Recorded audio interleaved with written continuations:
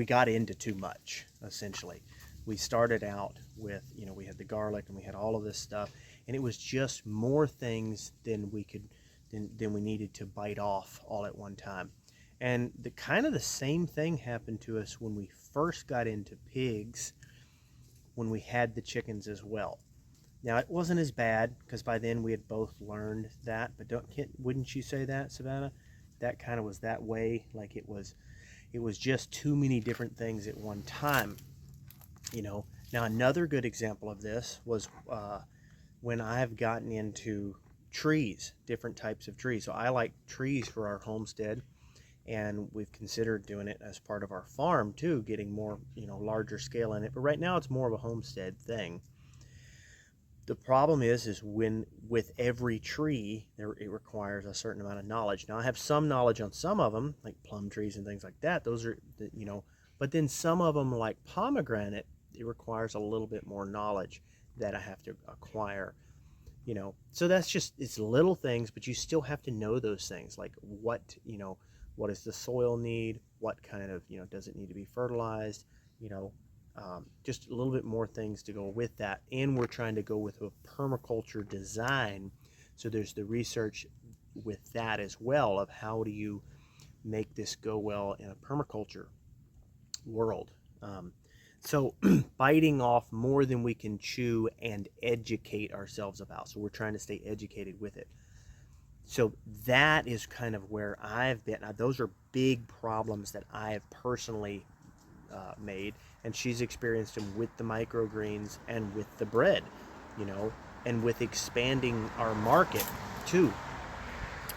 Another little story is when we first got sheep and we moved them over to another place, and we were trying to maintain brush hogging for all of our landowners, keeping things taken care of. We had just got another tractor, and that one's actually in the shop right now, which is why we're going to get this one. But anyway, at that time we were trying to maintain the brush hogging. That's still during the time when we were after the shop was done, but we were still working on a lot of stuff with our business. And so it was just a lot all at one time. We were biting off more than we could chew. Definitely starting to get overwhelmed and just way overworked. It's time for a break. Okay. Unfortunately, during a lot of those times, we just couldn't take a break. So, how to identify when you're starting to get burned out? That's the first thing, because sometimes it can be kind of hard to, or at least it was for me. I'm just to kind of like just do it no matter what, But you need to know how to identify that. And secondly, how in the world, what do you do? How do you combat that problem? How do you combat being burned out while still achieving your goals? Okay, so we're going to take a little break from walking. We barely even started. We're not to the hard part yet. But so how to identify? Let's just go through that. I'm going to go through my side. She's going to go through her side. Really how to identify that you're starting to get to burnout. Right. Okay. So part of it is if you have trouble remembering things like burnout, then you know that it's time to go up and hike in a place like this. Okay. So for me, how I identify that is when I start to, let's say that I get out and I start working, I'm focusing on the farm. Normally I can I focus on this, I get this, and I know that I can go out and get these jobs done. But when I start getting to where I am having trouble really getting a job done, or I'm having trouble focusing, now don't get me wrong, I am ADHD, so that definitely has a little bit of a problem with focus sometimes. But outside of that, here, do you need a place to sit, Savannah? That would be nice. Yeah. Outside of that, I'm about to fall off now, but it's okay. Outside of that, outside of being ADHD, normally I have ways of getting past that and focusing on what I need done. I can still get my work done, So when I get to the point where I can tell that I'm just really having trouble getting everything done, obviously you have to have drive and just push through. Like everyone knows that you have to have a certain amount of drive regardless, okay? you can't just be inspired all the time. That's not life, right, Savannah? I mean, there's no way you can just be inspired all the time. There's no way you can't run a business through inspiration. Okay, there has to be drive and willingness to get out there, okay, and just do what you need to do. But when you start to get to the point that even through that drive, you're only getting the bare minimum done. Like for me, it's like, okay, I'm only getting the pigs taken care of and the cows taken care of. I'm only doing the bare minimum, that, you know, whatever it is, I'm only getting that done. Maybe getting this place brush hogged, but I'm not moving towards an extra thing. I'm not getting that extra done, you know, or I'm not inspired about that extra. Maybe I still am getting it done, but I'm not inspired about it. Those are signs to me that I'm really starting to get burnt out. It's really starting to be too much. Now another thing is when I've got too many irons in the fire, the way I can identify that I'm getting burned out with the amount of irons in the fire, with the amount of workload to take care of, is just when I start getting to where I can't manage them all, okay? I mean, like YouTube, that's one of those things that I have to manage as part of our farm.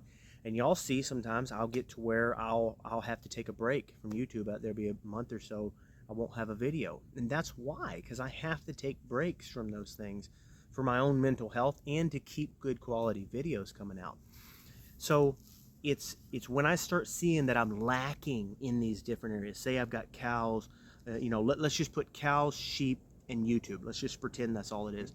So let's just say I start to lack in one of those areas. Well, that's not necessarily burnout. That could just be a little tired, maybe a little refresher. You just need something. But when I start to lack in all three of those areas, that's when I know, okay, I'm really starting to get to some burnout and some fatigue, is when I see lacking in every area of my life. Like for me, I like to take care of myself. I like fitness. I like to be healthy. I like to eat good.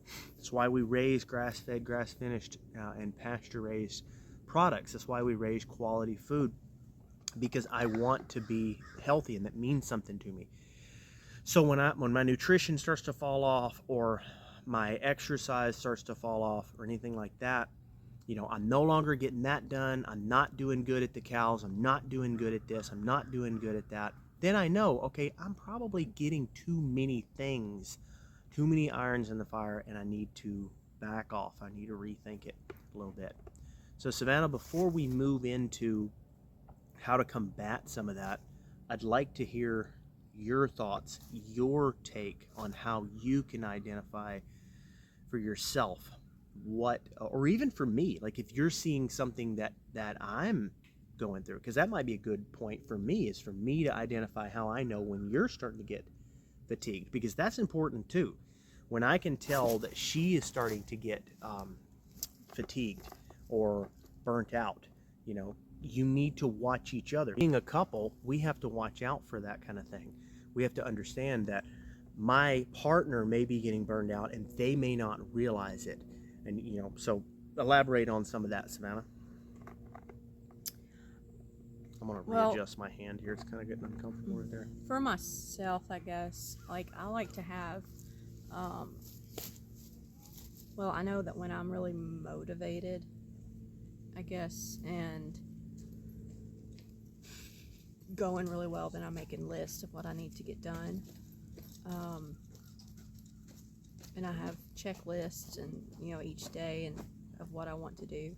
And so then when I'm starting to get burned out, it's hard to even like make a list and think about, oh, well, I need to do this tomorrow. Oh, I want to get this done tomorrow. Then I don't make that list, and then I'm just like, let me go make sure the animals are fed and alive, and just not do anything. So that's kind of how I know when I'm getting burned out.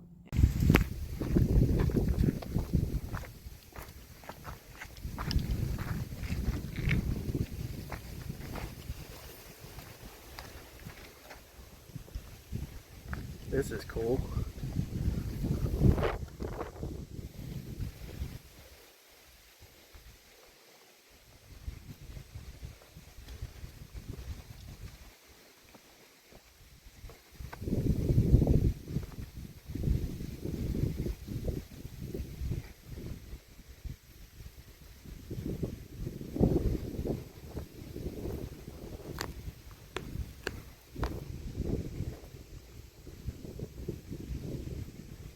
pretty awesome.